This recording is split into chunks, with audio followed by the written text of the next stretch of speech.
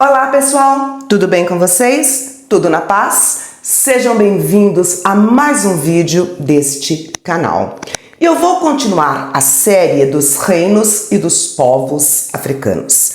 E nesse vídeo eu vou falar dos Yorubás, ou Nagôs, como eles foram chamados aqui no território brasileiro. Esse povo estava localizado ao sul da faixa do Sahel, próximo ao litoral oeste e ao rio Níger, atuais Togo, Benin, Nigéria e Serra Leoa. Eles eram organizados em diversas cidades-estado e dominavam a metalurgia do ferro e do bronze. Vou falar de algumas cidades que se desenvolveram na região. Ifé, o principal centro religioso iorubá. Oió, um dos maiores estados. E Benin, um poderoso reino cercado por uma muralha de 11 quilômetros de comprimento e fosso de 15 metros de profundidade. Vou contar algumas lendas e trazer um pouco da cultura iorubá, pensando a minha, a sua, a nossa africanidade.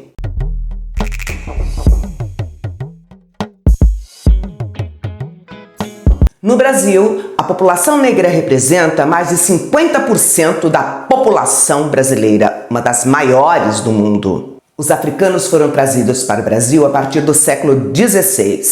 10 milhões de africanos vieram forçadamente para a nossa terra. A maioria pertencia aos povos Banto e Yorubá, assunto do nosso vídeo. A nação Yorubá é uma antiga civilização africana, localizada na África Ocidental e Subsaariana. Eles se dedicavam à agricultura. É difícil atribuir um marco preciso sobre a origem e o início dessa civilização. Seu nascimento é marcado pelo mistério do mito, difundido pela tradição oral e inquestionável dentro do universo iorubá.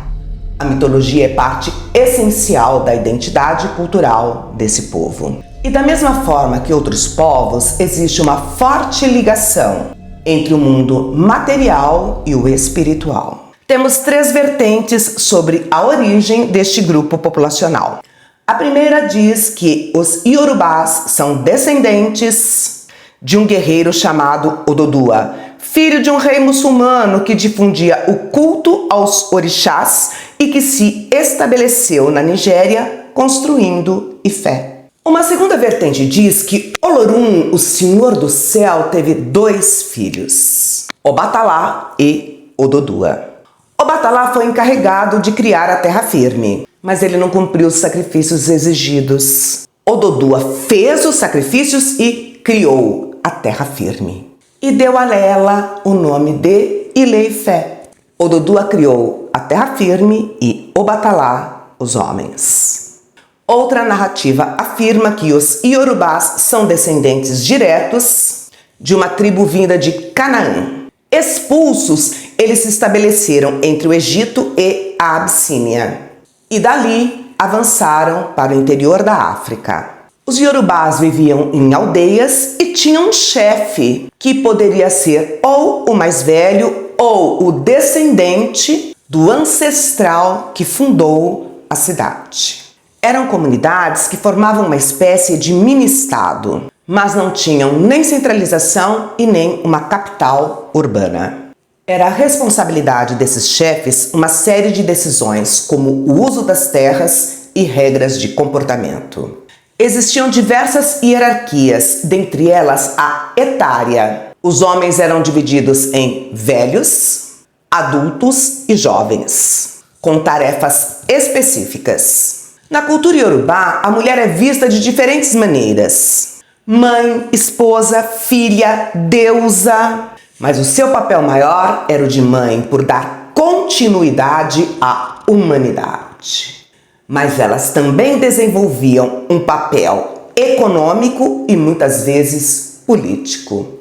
Com o tempo, as aldeias-estado se transformaram em cidades-estado. Os chefes adquiriram mais poderes, foram construídos muros, muralhas e fossos ao redor das cidades. E eu vou falar de algumas destas cidades-estado. Vou falar de Ifé, Oió e Benim. Ifé ocupa um lugar central na identidade e na história iorubá. Um polo comercial e intelectual atraía inúmeros imigrantes, legitimando uma ordem social de uma região multilinguística.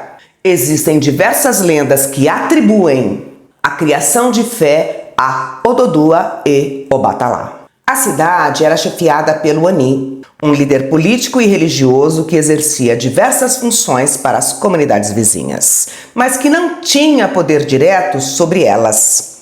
Ododua é considerado o primeiro Oni de Ifé. Eles comercializavam gêneros agrícolas como inhame, arroz, noz de cola, dendê, além de escravizados e miçangas de vidro. Muitas vezes, a escravidão antiga presente na África é deturpada e utilizada para relativizar a escravidão moderna praticada pelos europeus. Mas a gente tem que entender que a escravidão existente no continente africano é diferente da escravidão que existiu aqui no Brasil. Na África, os escravizados não eram vistos nem como objeto, nem como mercadoria. Não eram traficados em massa e não viveram as atrocidades como as que foram cometidas aqui na América pelos europeus.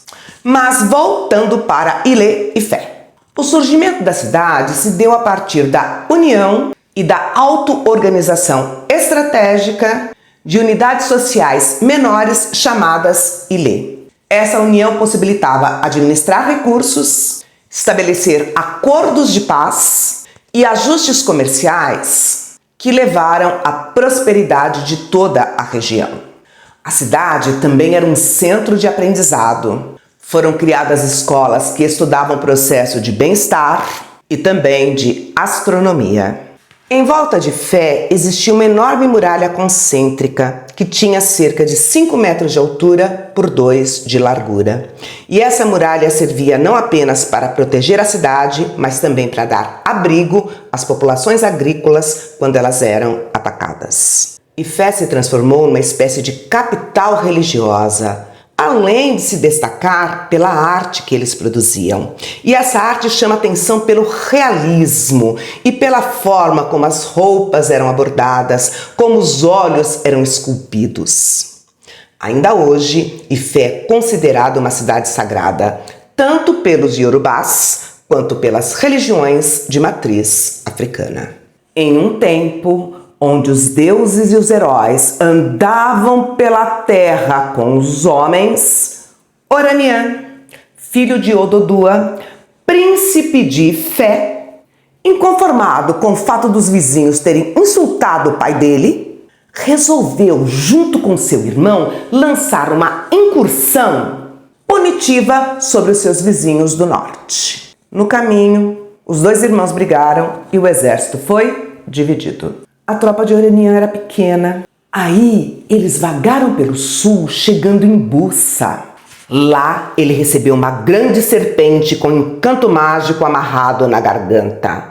O chefe orientou Oranian para acompanhar a cobra até que ela parasse por 7 dias em um mesmo local e desaparecesse nesse local.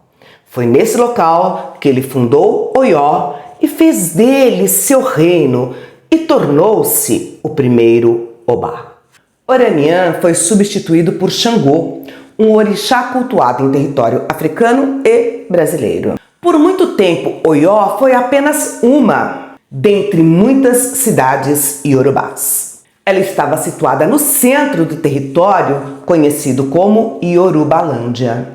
No século XV, ela cresceu e se tornou uma das maiores cidades africanas. Seu poder estava baseado em sua grande força militar. A aristocracia guerreira possuía um monopólio das armas e da cavalaria. O poder se encontrava nas mãos do Alafim, que tinha sua autoridade restringida por um conselho que votava a guerra e a paz, além de supervisionar a justiça, o comércio e as obras. Ele tinha também o poder de destituir o Alafim.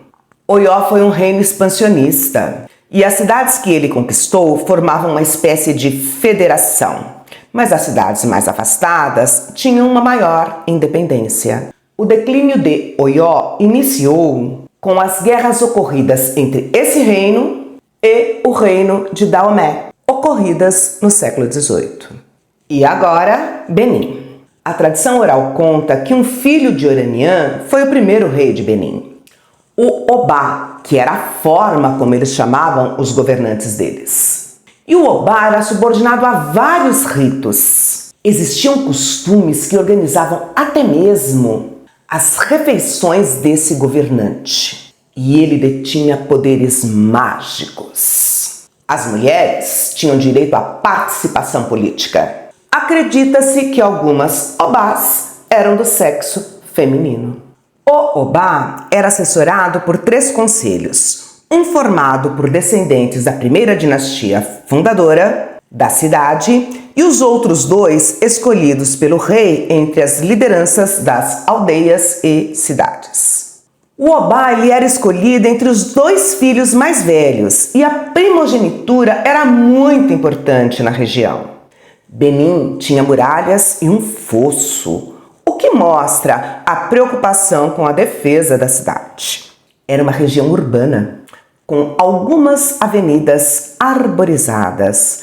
As casas elas possuíam pátios e altares, onde eram homenageados tanto os ancestrais quanto os deuses. A corte, que é a sede do governo, ela era tão grande que a gente pode comparar a uma cidade dentro da cidade. Anualmente, o Obá aparecia cavalgando com suas insígnias reais, acompanhado por uma cavalaria e uma infantaria que tinha entre 300 a 400 homens. Uau!